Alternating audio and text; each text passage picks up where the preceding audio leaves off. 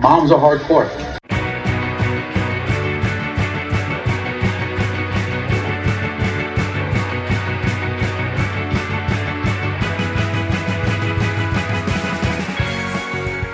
Hello and welcome to Moms of Flavor Town. Diddly, diddly, diddly, doo.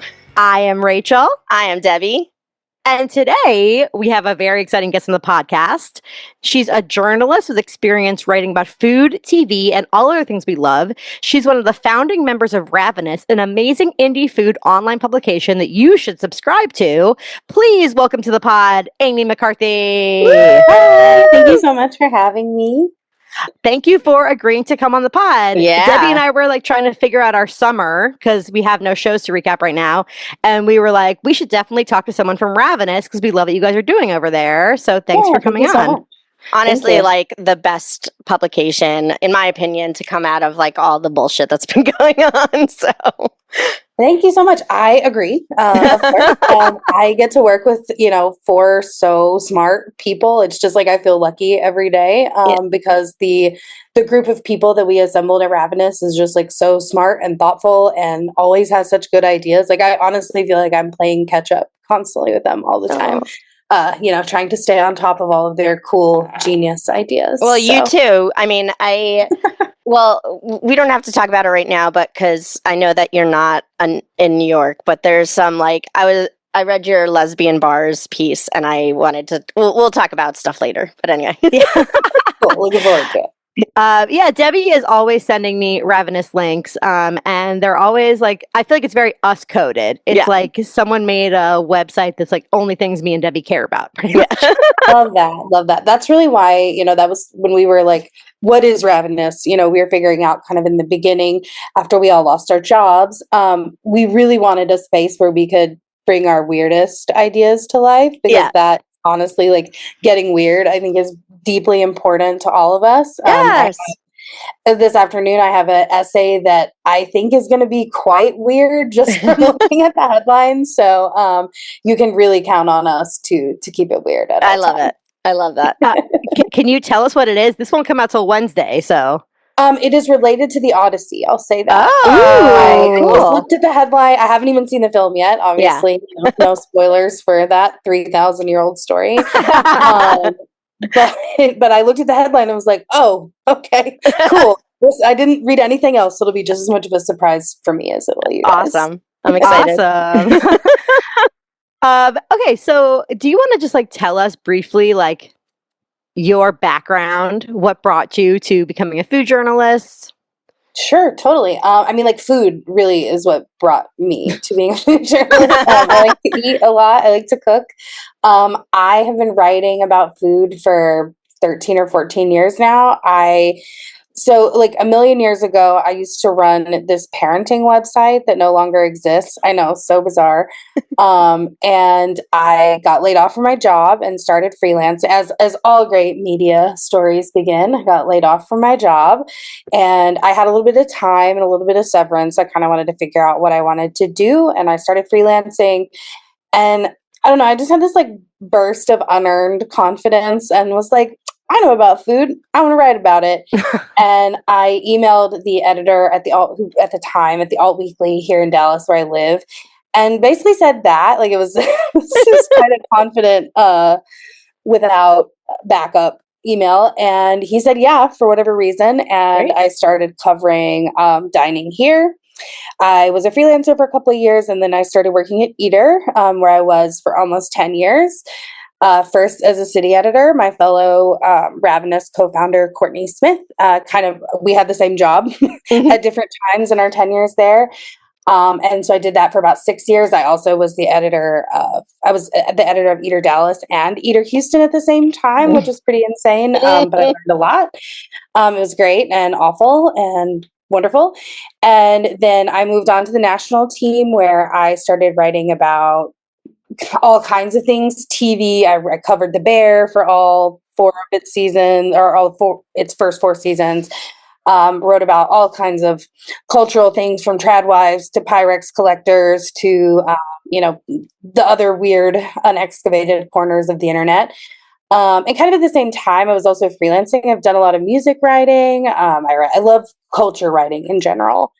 So yeah, I got laid off with my Ravenous colleagues in August 2025. We're coming up on a year of that, which is so crazy and unbelievable. And after we all got laid off, we were, pissed and started a Slack channel to kind of just like vent and talk about what could come next. A bunch of us co-founders or several of us co-founders had been union organizers prior. Ooh. So we had gone through a lot of rounds of layoffs, a lot of bad shit, just reduction overall. And we kind of were like, after Defector launched in 2020, we had bandied back and forth the idea of what at the time we called food vector, very creative, what that could look like and what that could be like. And then that conversation got very timely when we all lost our jobs. Yeah.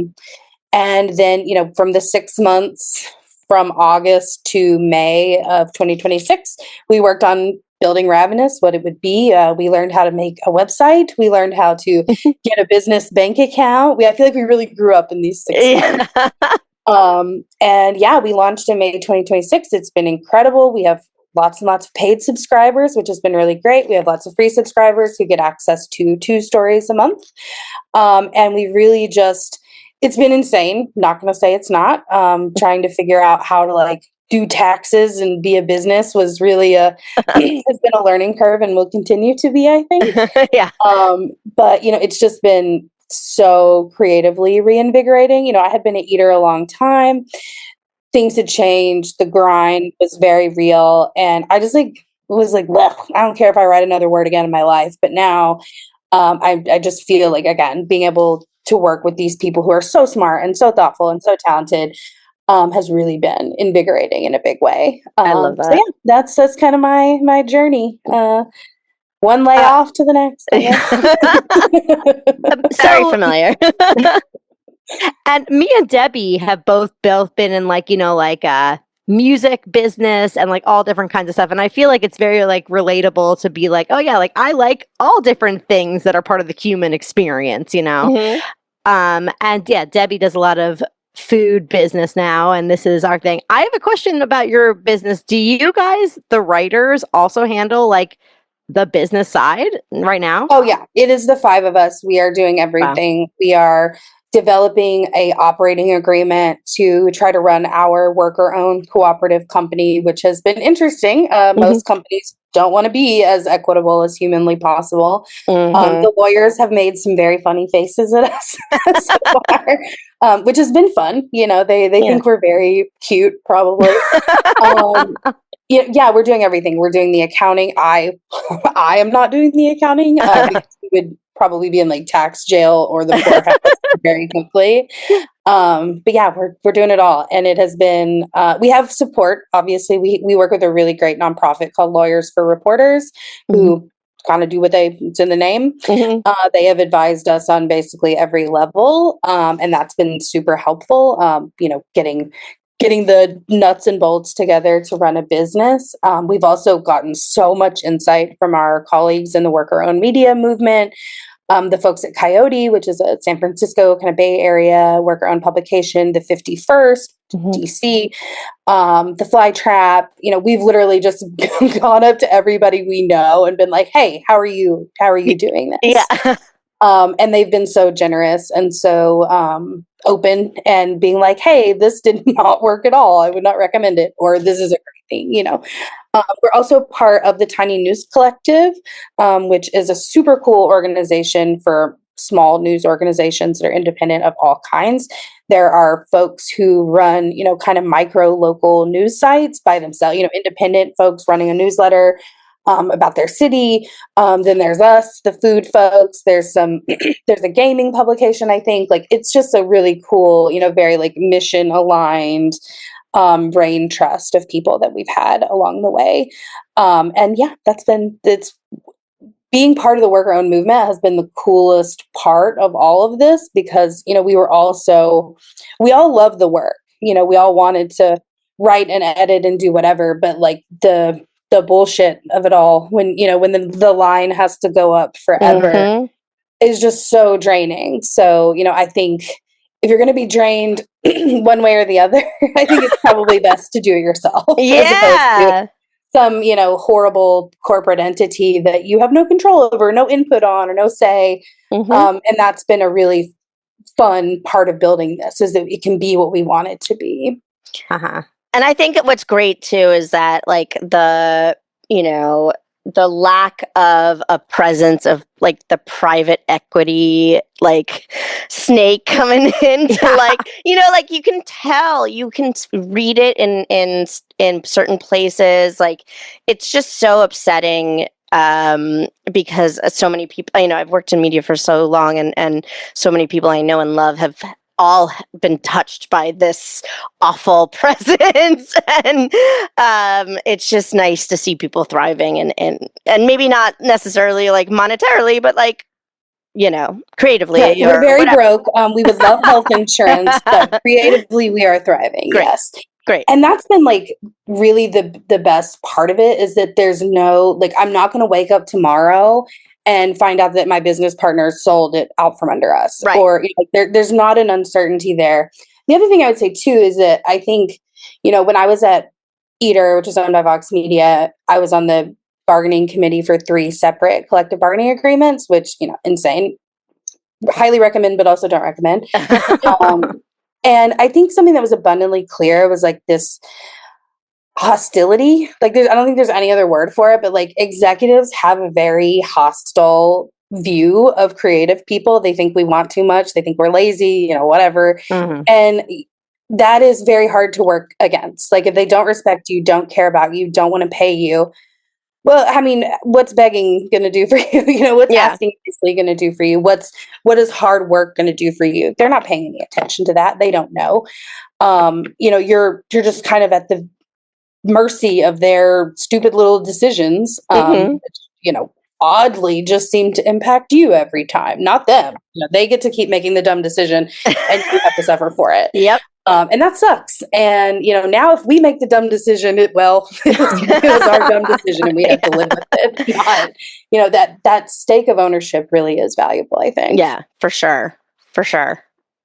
Yeah, I mean, I think about how, like, Debbie and I don't know if it's obvious to you, but it's obvious to us that we do not make any money doing this podcast. And you look so rich, though.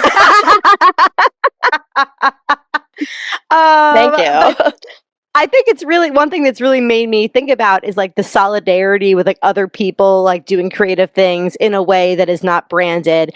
And like, we do a lot of interviews, and I love the chefs we interview that have, a robust team, but there is like a level of like, of gatekeeping at some point where it's like someone that me and Debbie like know that would want to talk to us, but it's like we had that line. And sorry, Debbie, if I'm crossing any lines here with the because Debbie publicist of it all. Yeah, no, Amy and I like go way back. I feel like she's seen many of my emails. Yeah. But it's just like we have like all these other like small like indie podcasts that like we have like this like solidarity with, just because it's like we're on that level, and that's why we love people. I feel like a kinship when we read Ravenous that you don't feel with some other publications necessarily. Yeah, it's like being like poor in your 20s, right? Like when you all have this like camaraderie. Like none of us can pay our bills, but we're having a great time. Yeah. And there is like a totally like a dirtbag a level of that I love. Totally. It feels very, the Vox was always in startup mode, which is like a fascinating thing for a 20-year-old company to be in. Yeah. But nobody asked me, far above my pay grade. But there is like a, when you see like the tech bros in the movies or whatever, and they're bootstrapping something and they're just having such a good time. Yeah. Unfortunately, there is like a little bit of truth in that. Like when you're building something, it is a really good time, especially when you're doing it in a way that's like, we just want to pay each other and to be creatively fulfilled. We don't have to be obsessed about profit and all of that. And I mean, Lord knows none of us, like, we're all journalists. Clearly we didn't go into finance or something more profitable.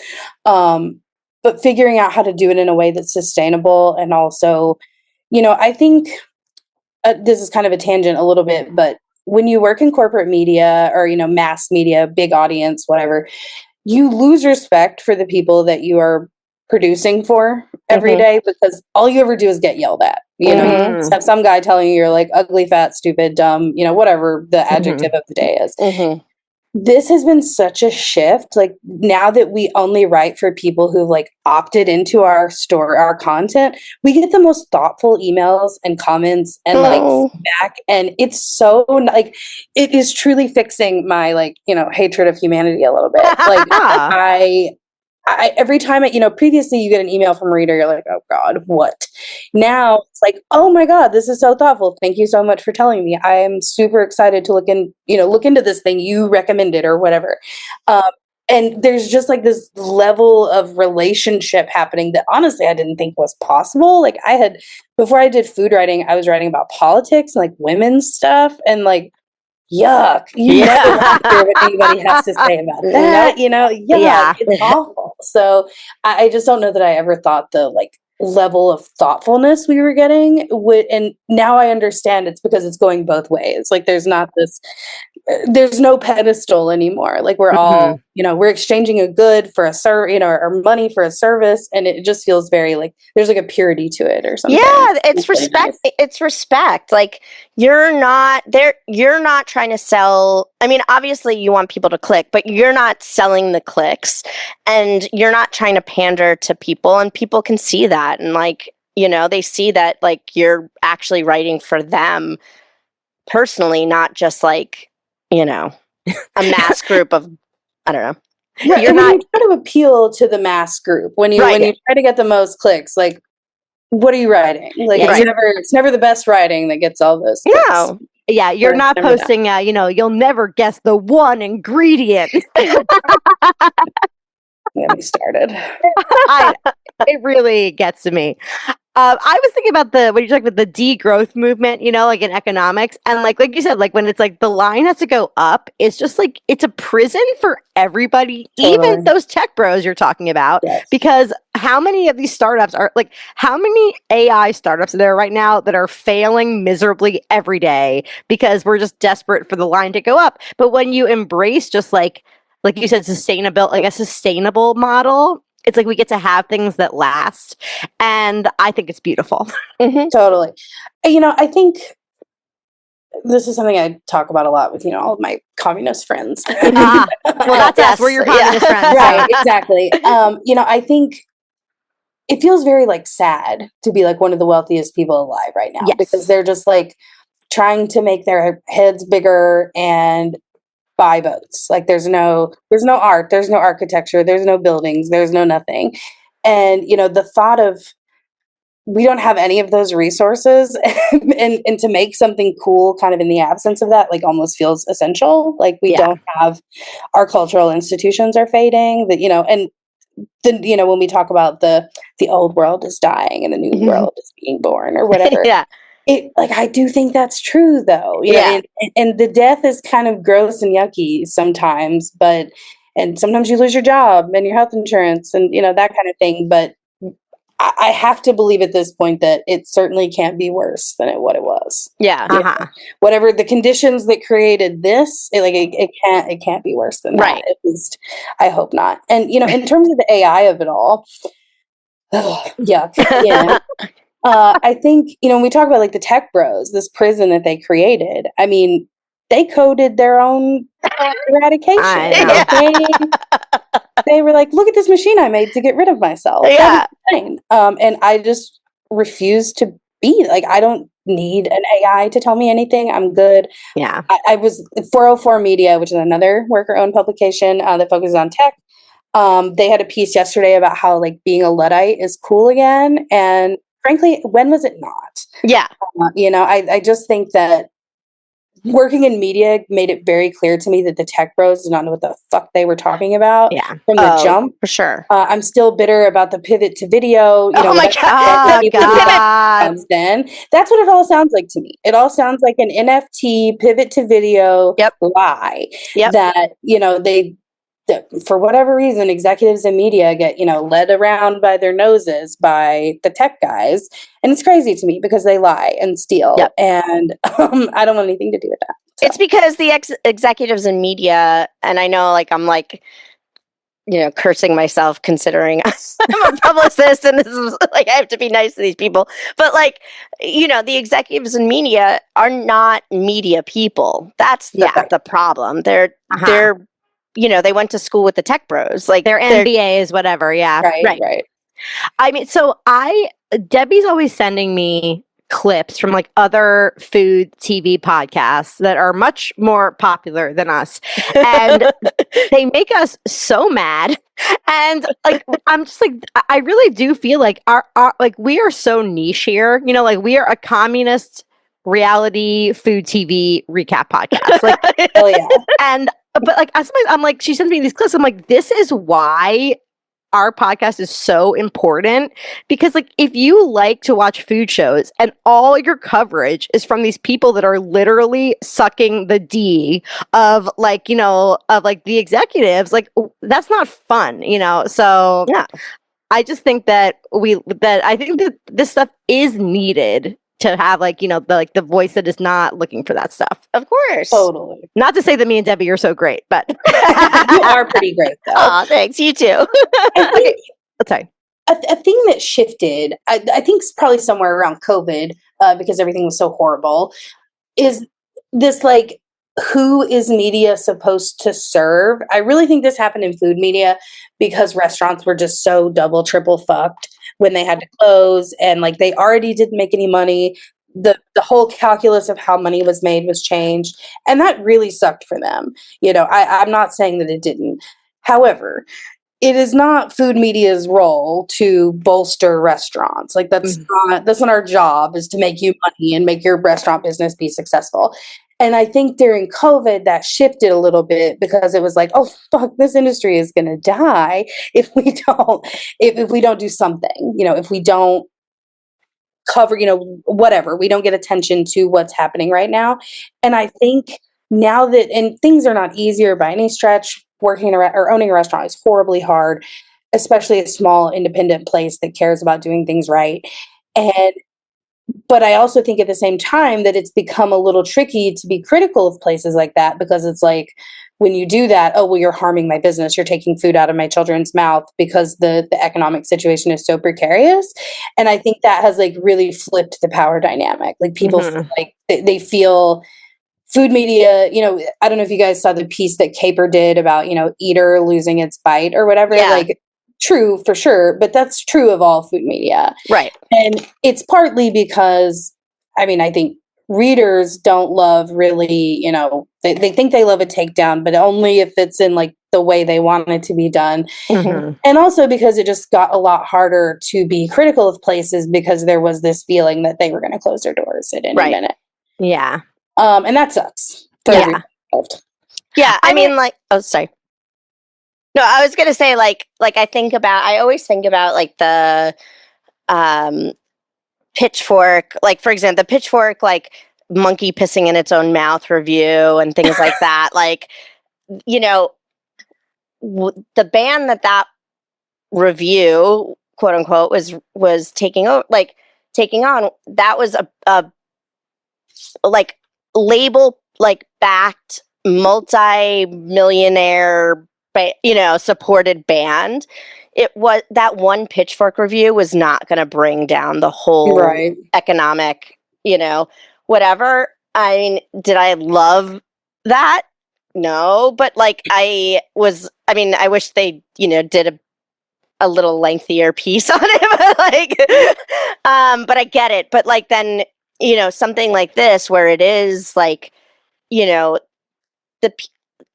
the mom and pop shops are not trying to be, bland and cater to all people, like they're not the ones that like, and that's why I totally understand the whole kind of shift of that.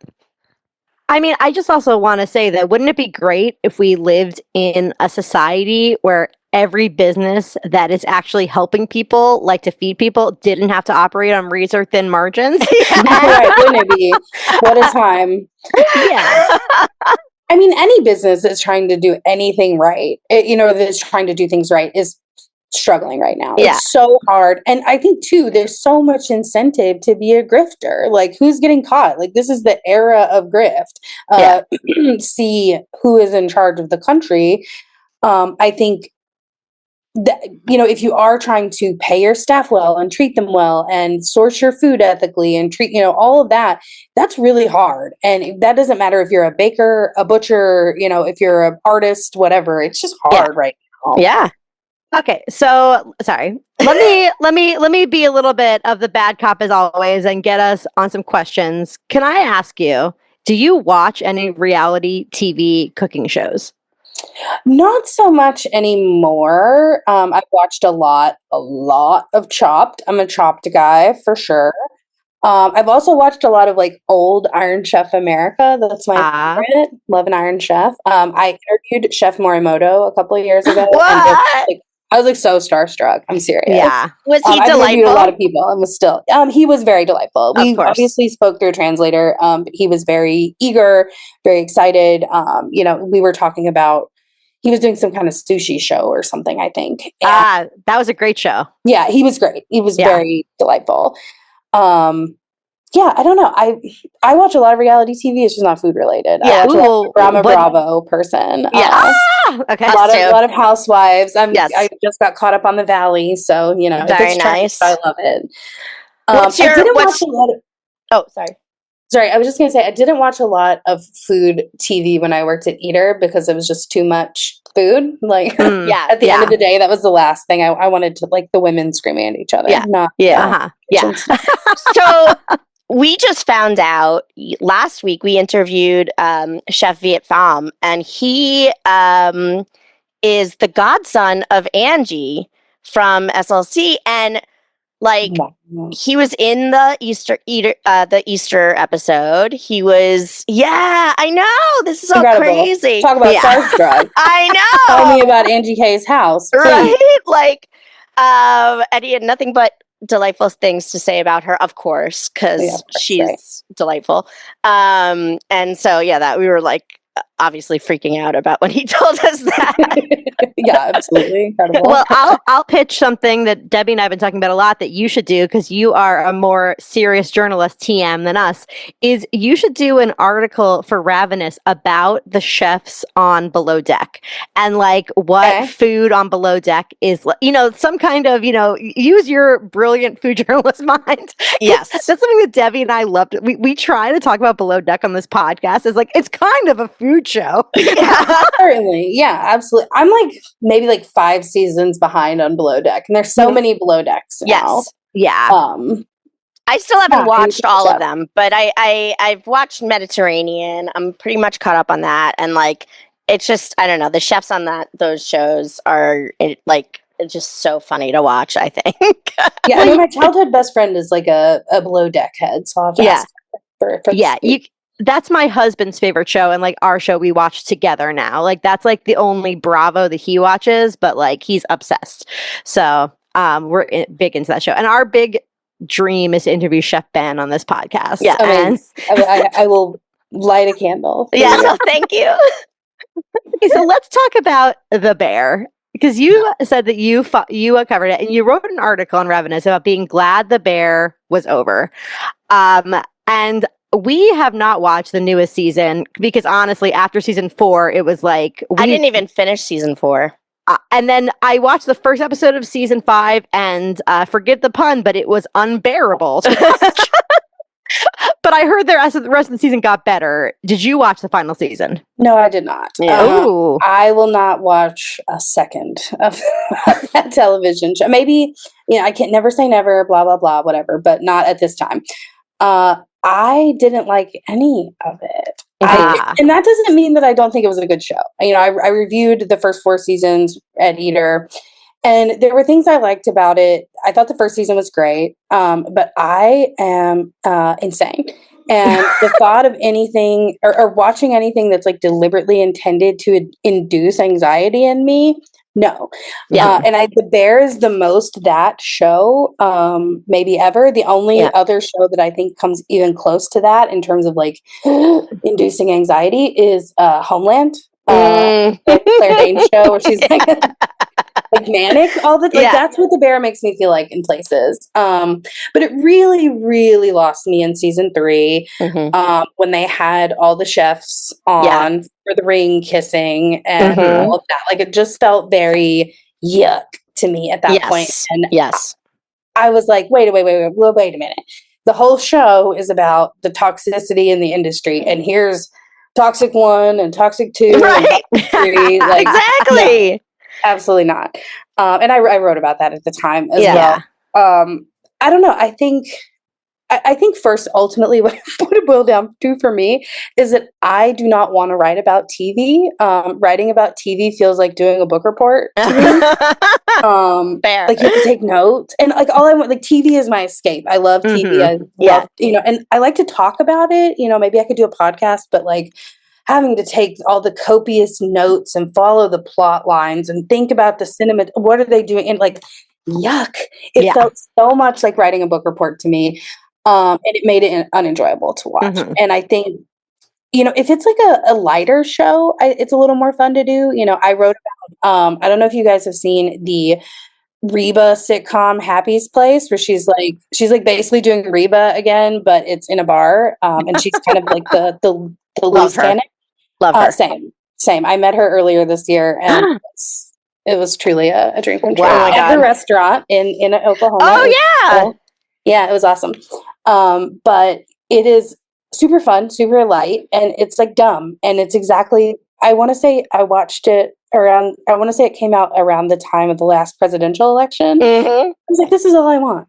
Is Reba's folksy charm to take me to bed every night. I don't want that serious, like amygdala crushing anxiety out of my television. And that's so much what The Bear was. I also thought that like, whatever authenticity that it had, whatever, sort of interest in being a show about the industry, kind of, they lost that along the way. I think things really changed. But when I saw how it all shakes out, which I won't spoil for anyone who wants to watch it, I was like, well, good for him. God bless him. That was, okay, sure. We watched these hypothetical people watched 5 seasons of television for that. Okay, cool. Awesome. I'm going to go back to the Real Housewives. Thank you. Right, exactly.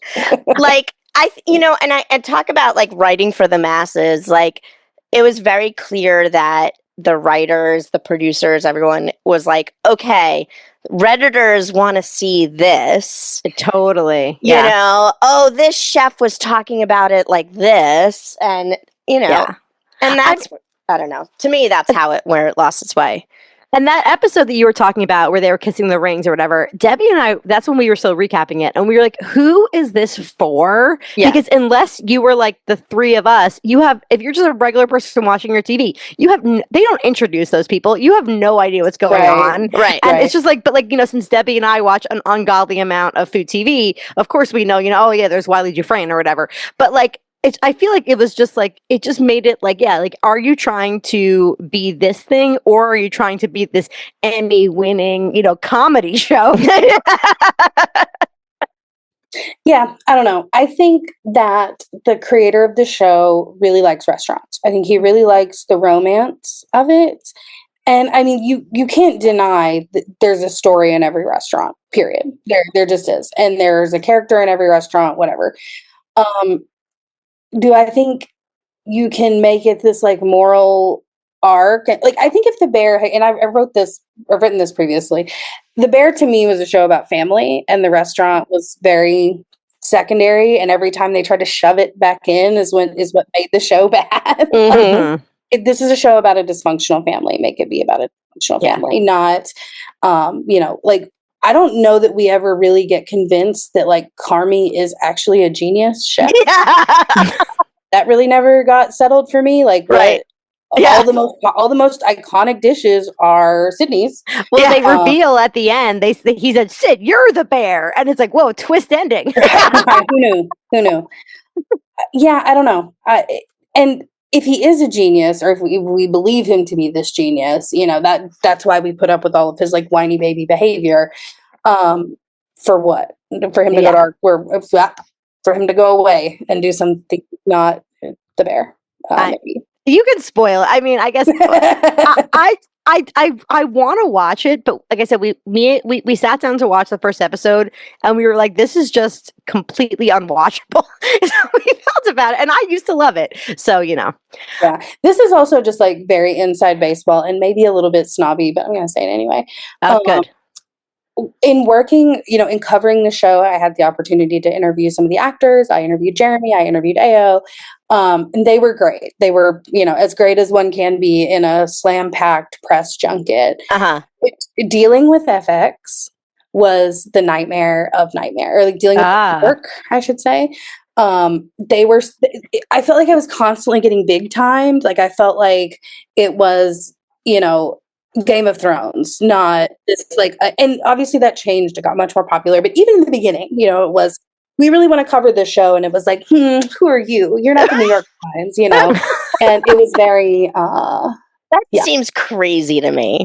Yeah, it's interesting how that works sometimes. This production you've never heard of in your life is telling you how things are going to be or whatever, and so I'm glad it's over. Goodbye. Farewell. Yes. It's very funny, too, because we talked to Fox PR a lot, and they are actually really lovely. It's just FX that's... I'm sorry, that's my son. Yeah. Hey. Okay. But yeah, so I mean, it's been interesting to see that as like finally like some of the networks will talk to us, which took us several years to do, like which ones are easy to talk to and which ones are super weird. Totally. Can we talk about that viral clip I sent you today from the Morgan Stewart show? Oh, brother, yes, we can. Featuring Tinks. I did not know who either of these people are, but apparently I had to Google them. They're both influencers, I guess. And in the clip, we'll link it in the show notes. But they say that New York food is terrible and LA food is great. Did you have any thoughts in your role about as you're like middle of the country? Are you? You're neutral. Totally. So, like, here's the thing. They're wrong, but they're not as wrong as they sound. Okay. I think is really what it is. Mm-hmm. LA and New York both have incredible food. I think they excel at different things, as we, and not in a pizza bagel, pastrami sandwich kind of way. The produce in LA is unmatched. You cannot top it. Yeah. Every time, the first time I went to like the Santa Monica Farmers Market or something, and you just like walk around and you see like all this stuff, you're like, you bastards. Yeah.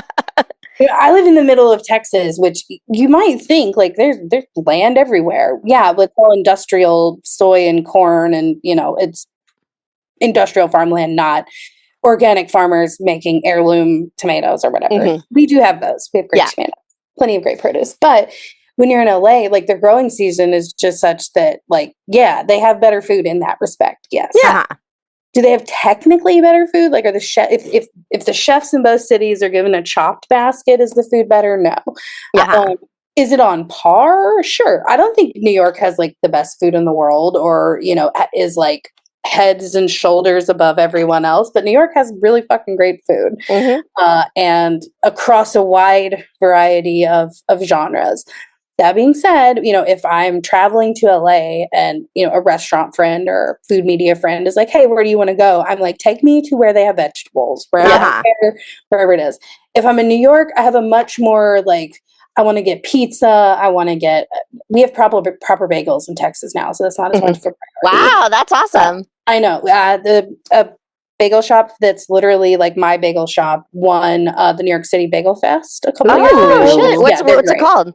It's called Starship Bagel. Starship. It's really, really good. But yeah, I think when I'm in New York, I have a little bit more of a targeted approach to dining. And whereas in LA, it's like, if they got fresh tomatoes, take me there. Whoever's doing stuff, peaches, can I please see about it? I think that's the distinction, is that there's the same what LA has over New York is a produce growing season. Yeah.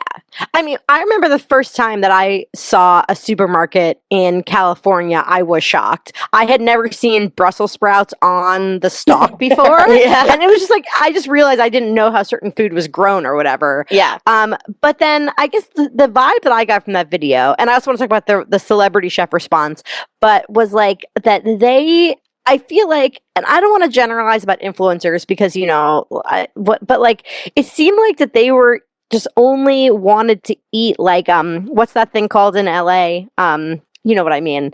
The famous store. Oh, Erewhon. Erewhon. It's like, it seems like if you're comparing, like Erewhon to like, a smoothie shop in New York, Erewhon's probably going to be better. And I think that they're like, oh, everything is so fresh. But it's like, we have fresh food in New York too. But I understand you have to eat in New York. If you eat the seasonal produce in season that's local, it's really good. But we don't have tomatoes year round, like you said. So I want to ask you too, because like, where do you think is the, I mean, everything that I haven't been to Texas outside of Austin, but obviously Dallas and Houston are like huge right now as far as the food scenes. Like, do you feel like they're even in the conversation as far as like where influencers are? Like, do you think influencers would ever have this debate? Oh, sure. I mean, Keith Lee is based in Dallas now, and he does a lot of his food stuff here. From my perspective, I'm from the South. I've always lived in the South. The South has the greatest food in the world. Yeah. Mm-hmm. It's just, I think I can't live outside of the American South for that reason, for, lots of like biscuits, gravy, hot sauce kind of reasons. Uh-huh. That being said, I think Dallas and Houston are very different cities. They are culturally very different. They're geographically different. They are just different. Houston, pound for pound, I don't know that there's a greater food city in the country, just because of all the things it can do so well. Vietnamese food in Houston is next level, so good. Like the Vietnamese food in New York is bad compared to the Vietnamese food in Houston. Yeah. Barbecue, they have Viet Cajun food, which is this, fusion of Vietnamese and Cajun food is so perfect, so good. Everything is just, so flavorful and incredible. There's Houston is a very Black city. So there's a lot of, Black Southern cooking, barbecue, Creole. It's just more diverse. There's Nigerian food. There's a huge Nigerian population in Houston as well. So there's a lot of like West African food. It's just it's so massive. There's also no zoning in the city of Houston. So like everything is next to everything. And it's very melting pot-ish in a way that, I think a lot of neighborhoods are, in places, the older cities, neighborhoods tend to be a little more segregated, are a little more specific. But yeah, I think Houston is a banger food city. It's totally underrated. Dallas has plenty of great food. There's a lot of money here. So of course there's also a lot of bad food that's very expensive. Dallas is a flash city. We like it fancy. We like it sexy and sleek and new. There's for years and years, I've covered Dallas food since 2010, basically. And there's always been this like discussion of what people call the fickle 500. And those are the people here who drive like the dining trend, what the hot new spot is, but then they never come back. And that is very I think that's very evident. You see places get reconcepted here, like, oh, this didn't work, so now it's this. And the people who didn't know it was that now can come here, and it's a totally different thing. I think Dallas has great food. I tell people all the time that I live in Dallas because it's a very convenient city to live in. 3-hour flight to either coast. And my family is in Texas. It is not. There are some things about Dallas I would change if I had a magic wand. But there's food to eat here. I mean, like when you say like the concept thing, that's what, when I saw the clip at first, that's what I envisioned as these two. No offense to these two women who I have no idea who they are or whatever, but like that's kind of like the customer base I was envisioning when they were saying that kind of thing, where it was just like the flash thing. They want the flashiness. yeah, because they're Yeah. influencers to begin with, so they like, you know, I don't know, like they want the things that like are like the $50 gold leaf blah blah blah. I And mean, Yeah. if you go to get the gold leaf martini and then are mad that it didn't taste like anything, well, exactly, Yeah. exactly. well, I don't know. I think don't get me started on influencers. Whatever role they have, I'm happy for them. I wish Mhm. they'd stop stealing the work of journalists and passing it off as their own. Really Yeah. wish about that. But also, I think the thing about criticism, food criticism, music criticism, whatever, is like I've never found it particularly like what I like is not interesting. If I don't like it, that's not an interesting commentary on anything. Uh-huh. Is it derivative? Is it a copy of something? That's the same thing. Is it, is it doing something new? Is it moving the needle in a way? That is what's interesting from a critical perspective, not that wasn't yummy. Like Yeah. I don't Mhm. know how to quantify that. I don't know how to deal with I don't know Yeah, how to right. that. Like, It's something else that's crazy to me, and I consume a lot of influencer content. I'm no better than the doom scroll. When I see something that like looks bad and they're raving about it, I think that's where like the breakdown of trust happens, is that like for people who are not totally media brain poisoned, they don't have the disease of brain that we clearly all have as people who, engage in media criticism. Like that's a disease. I think there is something wrong with us genuinely. But the people who don't have that don't get it. Yeah. And Yeah. I think it's becoming more obvious. I think people are starting to understand how much of what they're being sold is a sell and not a genuine, piece of content or whatever. But I think it's very abundantly clear if you read the comments of these influencers or whoever, like their audiences don't know or care really. no. And I also think we underestimate, as creative people, whatever, we underestimate how many people on earth kind of do just want to be told what to do. Mhm. Like that's my hell. I don't care what you think. I'm totally demand avoidant human being. But a lot of people do want that, and they want to feel like this person that they follow is their guru, their expert, their person who can, who knows them and makes recommend. Like it's so bizarre and weird to me, but it really is a thing. I feel. Yeah. I mean, I think that's a great summation of the whole thing. I mean, and I think that kind of like gets us into our next topic. Well, Debbie, I was going to suggest maybe the vibe is so good. Should you and I do a bonus episode where just you and I talk about this next thing? Yeah, maybe we'll cut that. I'm sorry, we don't. Okay, we, so I'm we going to say don't. for our listeners that Debbie and I are going to get into the allegations against Eric Atchapong in like a bonus episode that maybe we'll record later this week, like a 10, Like a 15-minute episode. After school special, so that we can just like have fun with each other. Yeah, for the rest of this is going great. episode. And it's not. We have to wrap up soon, and we haven't run out of things to talk about. So. Sorry, I'm a yapper. No, we love it. It's great. Yeah, no, I mean, I think it's the conversation is flowing. I wanted to say about that video that a lot of celebrity chefs chimed in, which, is like our world. And like we have interviewed a lot of these people, or, we talk about them ad nauseum. And I found it fascinating that Michael Simon agreed that food in LA is better. And of course, Bobby Flay was in there saying, "What are you talking about? The food in LA is terrible and New York is better." And those two are famously best friends. Bobby Flay famously evil, though. Yes. No, Yes. Exactly. I will never forgive him for cheating on Stephanie Marsh. I mean, we'll never get past come that. on. Dallas, Texas is his own. We'll never get over that. But I think, yeah, if that's your criteria, if that you want that diversity of, like I said, I don't think they're as wrong as what they're wrong about is that New York food is bad. Yeah. New York food is great and wonderful. LA food is also really fucking dope and good in a different way. In a different way, yeah. And I think if you are like a no seed oil, and like you were talking about being an Erewhon type bitch, I think, which is fine. I love that for you. Yeah.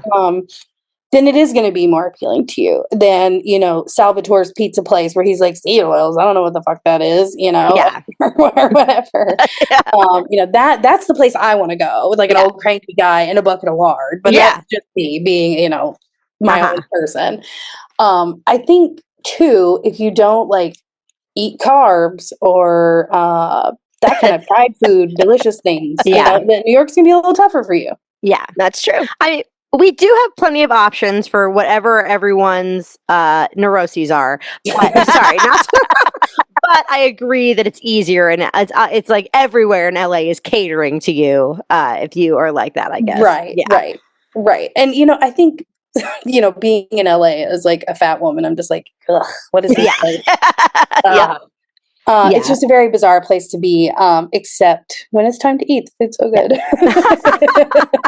Well, one thing that we hear, though, is that, remember we were interviewing Debbie Katiana Hong, who lives in LA, and she was saying that the one thing she can't get in LA is really good, like, Chinese American takeout. And that's one thing that I feel like in New York that we win. Well, that that of course, and that I think that makes sense though, especially the way the like different coasts are like in the Erewhon of it all. Like like there's the whole idea, like people kind of disproportionately it's and disgustingly say like like American Chinese food is like not healthy or whatever, like the bullshit. Yes, totally. MSG, fear mongering. Yeah. Like that makes sense that LA is like not welcome to.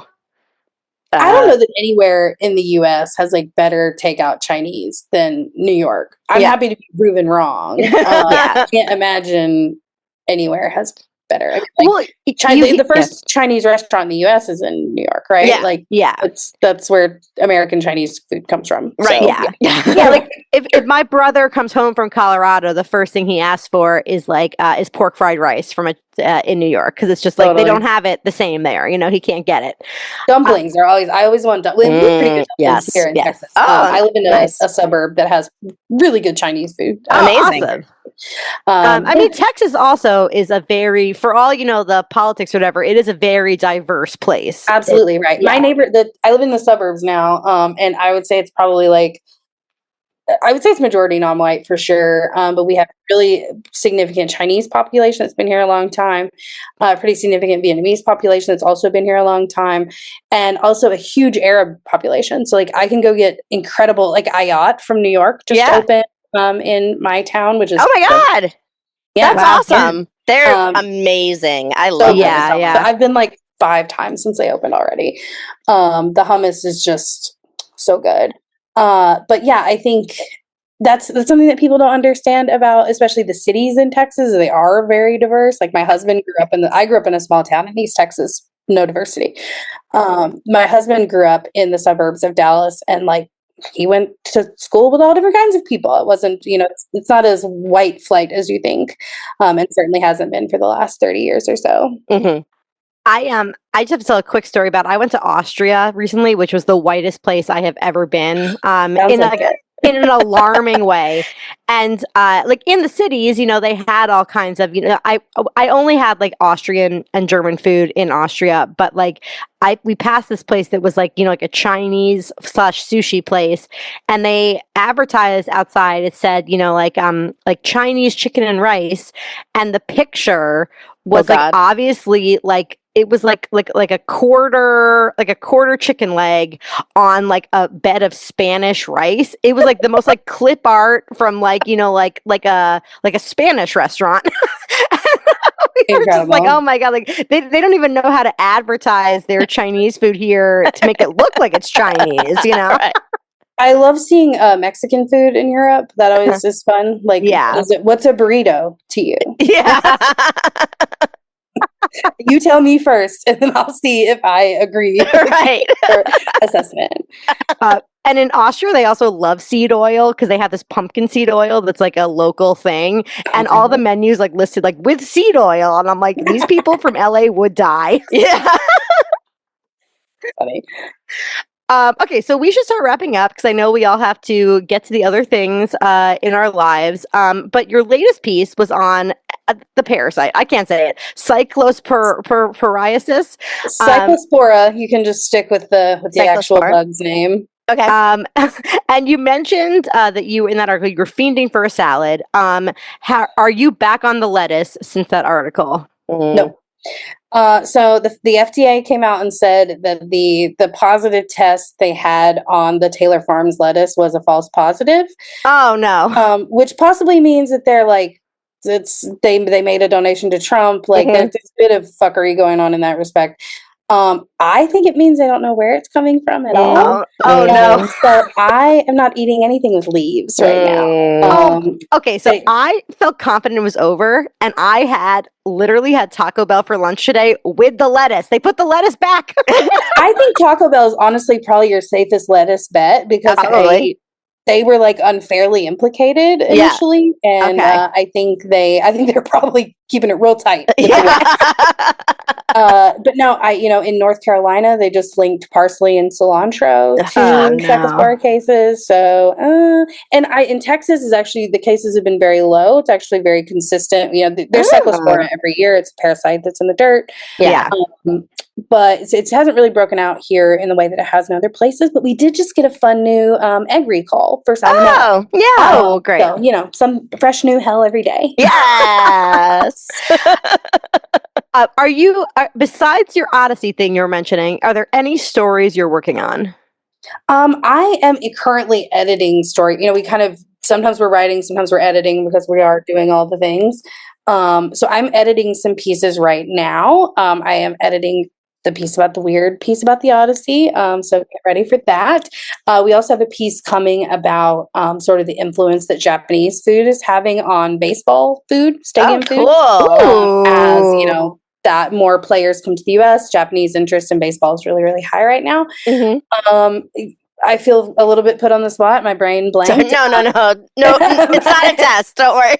So many good stories and so much smart stuff coming. I will admit I have been a little bit focused on the parasite, trying to avoid it mostly. But the thing about Ravenous is that we have the opportunity to really write what's happening right now, what's important to us, and also to get weird with it. So please expect some weirdness coming in the Can't wait. We welcome it for sure. So we always wrap up the episodes talking about what we are having for dinner tonight. So I don't know if you know what you're having for dinner tonight yet. I do. I just got back from the grocery store a little bit ago. Lettuce, all lettuce. Definitely not lettuce. Related to the lettuce, however, I picked up a farm share from our food co-op thing. Nice. We're run out of a lady's house in a neighborhood over here. And I got an abundance of bell peppers, 8 of them, an insane amount of them. And I don't know why, but my brain, I'm from Louisiana originally. So I'm making crawfish etouffee for dinner. Yes. Love it. I have a bag of frozen crawfish tails at the grocery store. And I'm going to make it for dinner. It's very much it used to be like a special family treat because my mom would make it on Christmas. That was what we wanted on Christmas was our thing. But now I'm grown. Make my own. And you can make it whatever you want. I love that. There's no, it's like when your mom wouldn't let you buy name brand cereal, and you don't buy name brand cereal well into your 20s until you're wait a minute. I can do this literally whenever I want. Yeah, this fancy cereal if I want to. So I'm having crawfish etouffee for dinner. Sounds delicious. Any particular recipe or your mom's recipe? It is my mom's recipe. I would say self-improved. Yes. I do it my own way a little bit, but you start by browning down the aromatics in a fuck ton of butter, and then make a roux around the aromatics, and then you add stock to it, and it simmers and gets thick, and you let it cook and just get all soupy or whatever. And then at the end, you add the crawfish tails because they're already cooked. And so they just kind of poach in at the end. You kind of warm them through a little bit. Yum. So very excited about it. We're coming over later. Yeah, it sounds great. Come on. Debbie, what about you? So if it doesn't rain tonight, we are actually, funny enough, going to a Mets game. Mets versus Braves, which is my most hated team. So, and they're quite good right now. So that's well, the Mets are never good. So they were almost great. Yeah, they were almost. That's their story. We can talk about baseball later. Yeah. I literally was sneaking watches while we were yeah, I have no idea what I'm going to get there right now. One of my I always talk about them, but there's a restaurant right across the street from me, the Queensboro, that has a sandwich there right now. That's it's like a take on, it's like corned beef with like a Korean kind of Swiss cheese and Korean thing. I don't know. It sounds great. I want to support them, so I'm probably gonna get that. I don't know, but Not a hot dog, not a peanut or a Cracker so Jack. my usual go-to. I do sausage and peppers, and with lots of like the sautéed onions, and then I get my kids always need to get Cracker Jacks. I always get a helmet with froyo or soft serve or whatever. It used to be Carvel, now it's Mr. Softy, which I'm not a huge fan of, but whatever. And that's and then my husband always gets like hot dogs, classic. But he eats hot dogs with mustard and ketchup, which I find disgusting. So Ketchup, no way, gross. Yeah, I know. I don't understand. He whatever he can. He's wrong about that, but it's okay. Yeah. I am going to have so last night I made chicken salsa boca, which is really good. But I only have a little bit left over, so we'll have that. But also, I got a bag of frozen gyoza, and I have farmers market green beans. So I'm gonna do like try to saute the green beans kind of Asian style and have them with the gyoza. Nice. So, have you made the Hetty McKinnon smashed cucumber and dumpling salad? Yes. The dressing that's on that would really bang. Yeah. Oh, awesome. Okay, I have done that before. Yeah. Debbie and I love to eat frozen dumplings a lot because we have, these ones are like from like the Japanese grocery store. They're not local, but we have this really good dumpling place that's kind of near both of us that the Lao Bei Fang dumplings, Debbie. I was just thinking, yeah. I don't have them right now, but those are my favorite frozen dumplings. I have like a mostly eaten bag in my freezer right now. So Amy, thank you so much. This was so fun. This was so fun. You are awesome. We love Ravenous. We love you. You are fantastic. Yeah, it would be great to collab more as, both of our little indie projects continue. Yeah, I would love to. I feel like my partners are going to murder me if I don't say, please go to weareravenous.com and subscribe. Yes. $70 a year gets you access to all of our stories. We do have other tiers if you love worker-owned media and have lots of money. And want to give it to us. No, but I will say I'm a member, and the amount that I pay, you should raise your fees a little bit. I'm telling you, it really is just some of my favorite writing of all time. So it's really good. It's really, really good. Yeah, so we'll link that in the show notes, of course. And where should we follow you specifically, Amy? So I'm on Instagram and Blue Sky and Never Threads because that place is insane. Insane.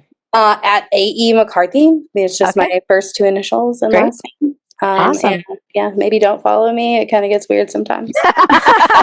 We love it. I think I wrote down for the show notes way more than you gave us so many things to link to that I am gonna have a lot of links in the show notes. Yeah. So check them out. The episode will be out Wednesday. So if you're listening to this, it's Wednesday, but Amy. Amazing. And so please rate, review, and subscribe to Moms of Flavortown. If you have anything bad to say, send it to Debbie. Thank you. Not to me. And yes, and we have a Buy Me a Coffee if you want to send us money. And we'll have, some bonus episodes out soon. We have more interviews coming up, and soon enough, it's going to be Bake Off season. So everybody get ready for all that. And make sure you follow us. Do you watch Bake Off, Amy? Oh, yeah. Okay, so that's the food show you watch. You didn't. Yeah, there you go. Yeah, I do watch Bake Off. My husband and I, that is our food show we watched. Oh, awesome. Awesome. Yeah. Yes. So we'll be recapping that once it starts, which usually is September. So, okay, everybody. Thank you so much. And thank you guys for having me. This was so much fun. Thank you, Amy. And for now, it's time for us to go for the protein. Moms of Flavortown, Moms of Flavortown, go for the protein and PYKAG. Ooh, yeah.